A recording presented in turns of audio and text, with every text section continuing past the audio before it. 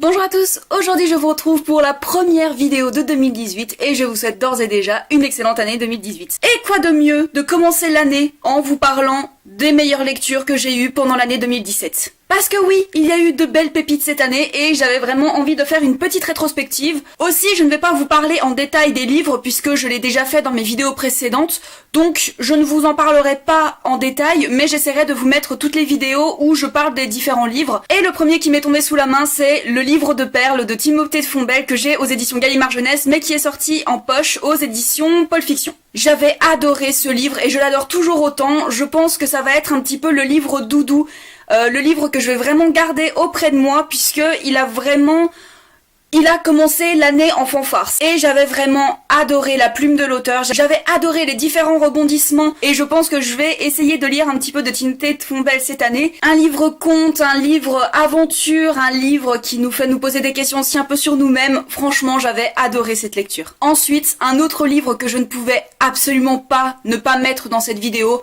Les Dieux du Tango, de Carolina de Robertis au Cherche Midi. Ce livre m'avait transportée. J'étais vraiment dans la ferveur du tango, j'étais dans un pays chaud. J'ai vraiment été transportée par l'histoire, j'ai vraiment été transportée par la traduction, mais certainement aussi par le style de l'auteur. J'ai adoré Les Dieux du Tango et c'est un de mes coups de cœur ultimes de 2017. Les sensations que j'en garde, c'est une danse endiablée, un tourbillon de chaleur, de notes de musique, de sensations humaines. J'ai adoré, je peux pas dire autre chose que j'ai adoré ce roman. Et je vous conseille vraiment de le lire parce que il en vaut vraiment le coup. Vous savez, c'est le genre de roman où on a beau en parler, on n'a pas l'impression de lui rendre justice. Ce roman, c'est typiquement ça. J'ai beau en parler, vous dire que je l'adore, j'ai pas l'impression de vous retranscrire suffisamment de choses pour vous donner envie de le lire, alors que j'ai vraiment envie que ce livre soit un peu plus connu, parce que ça a été un de mes plus gros coups de cœur de l'année 2017. On va passer un petit peu au manga, en sachant que malheureusement ces mangas, je n'ai lu que le premier tome, je n'ai pas eu l'occasion de lire les tomes suivants. J'en suis moi-même dégoûtée, mais en 2018 ça va être vite résolu je pense. On va commencer par A Man in the Window de Masatoki et Anajiro, publié aux éditions Kiyun. J'ai vraiment beaucoup aimé ce premier tome, j'ai vraiment apprécié tout ce que ça allait enclencher, toutes les possibilités qu'il allait y avoir aussi. Je pense qu'il y a énormément de choses à exploiter avec avec le concept des auteurs. Et franchement, j'ai qu'une hâte, c'est de lire les deux suivants. J'ai vraiment envie de découvrir la suite et de savoir comment ça va se terminer. Et comment ne pas vous parler de la Reine d'Égypte.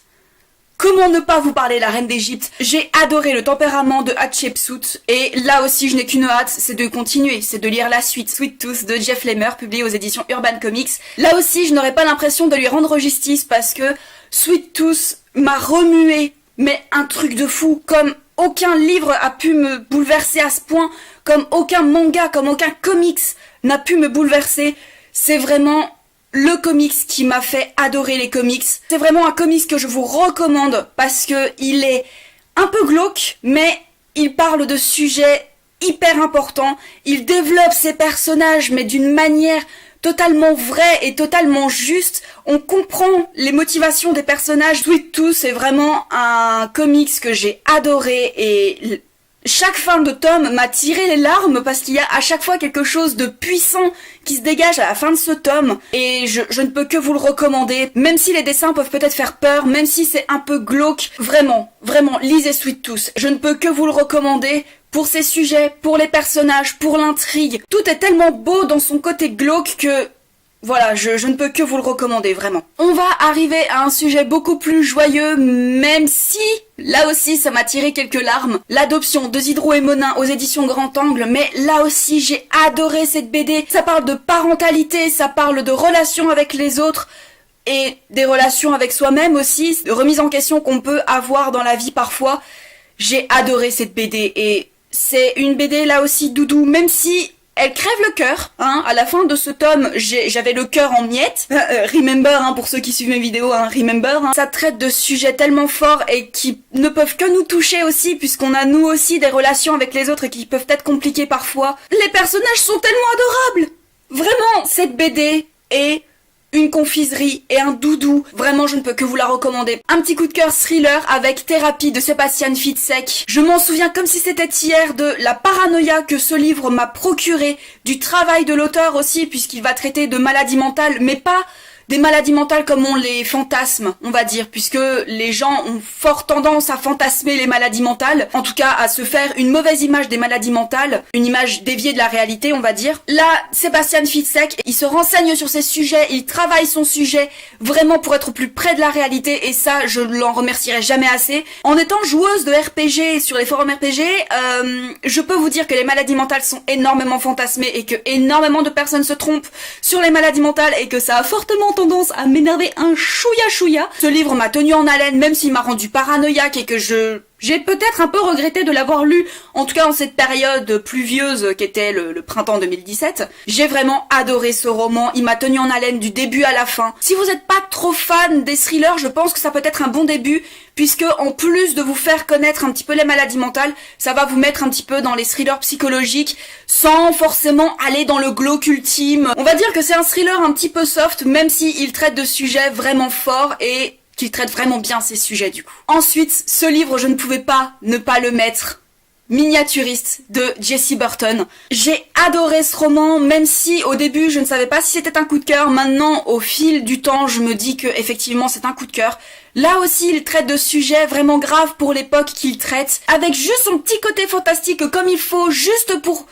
Voilà, pour titiller notre curiosité. J'ai vraiment adoré Miniaturiste, j'ai adoré les sujets qu'il a traités, j'ai adoré les sujets qu'il aborde, j'ai adoré les personnages qui se sont révélés au fil des pages, j'ai adoré l'intrigue qui s'est révélée au fil des pages. Miniaturiste, c'est un livre qui se déguste. J'ai vraiment bien fait de ne pas le lire trop vite parce que je pense que je serais passée vraiment à côté de cette pépite. Miniaturiste, c'est un livre que je recommande vivement parce que ça aussi était une des plus grosses claques littéraires que je me suis pris cette année. En parlant de claques littéraires, je m'en suis pris une bien grosse cette année avec Fahrenheit 451 de Ray Bradbury.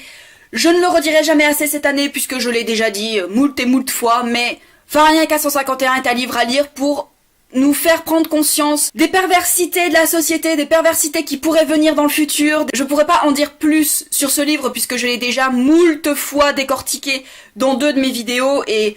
Voilà, j'ai adoré ce roman, je le relirai certainement. C'est un livre qui va devenir ma référence, en tout cas au niveau de la dystopie. Et bien sûr, si vous me connaissez, vous savez que je ne peux pas parler de Fahrenheit 451 sans vous parler des passeurs de livres de Daraya, de Delphine Minouy. Ce n'est pas un roman, c'est un témoignage et ce sont des témoignages tellement bouleversants, tellement forts. En même pas 300 pages, elle a réussi à me transporter, elle a réussi à me faire prendre conscience de certaines choses, de mon rapport au livre, du rapport au livre que nous avons en Occident, du rapport à la connaissance que nous avons et que d'autres personnes n'ont pas forcément. C'est un livre que je recommande énormément cette année puisque ça a été une véritable claque et c'est le livre qui a enclenché mon envie de découvrir les livres non fictifs, de vraiment découvrir la réalité de notre monde. Vraiment, je ne remercierai jamais assez Delphine Minouy de cette claque qu'elle m'a donnée cette année, même si c'est pas très sympa de donner des claques aux gens, mais des claques littéraires, c'est toujours chouette, c'est toujours positif de se prendre des claques littéraires. Et enfin, je vais vous parler d'un livre dont je n'ai pas pu vous parler cette année, puisque c'est un livre que j'ai terminé il y a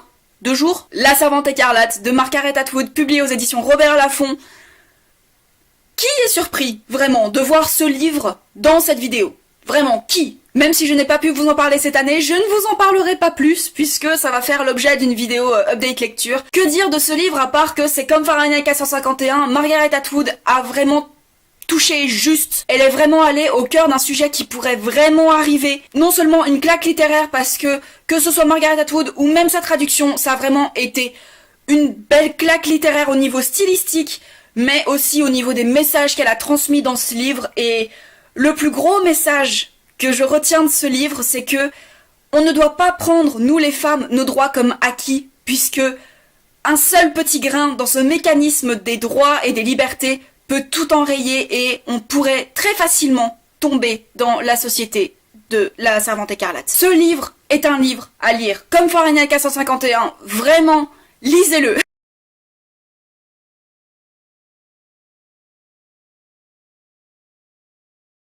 Cette vidéo est maintenant terminée et j'espère qu'elle vous aura plu. N'hésitez pas à me mettre en commentaire vos meilleures lectures de 2017 et les lectures que vous espérez avoir pour 2018. Je vous souhaite une très bonne journée, de très belles aventures au pays des pages et encore une fois, une très belle année 2018.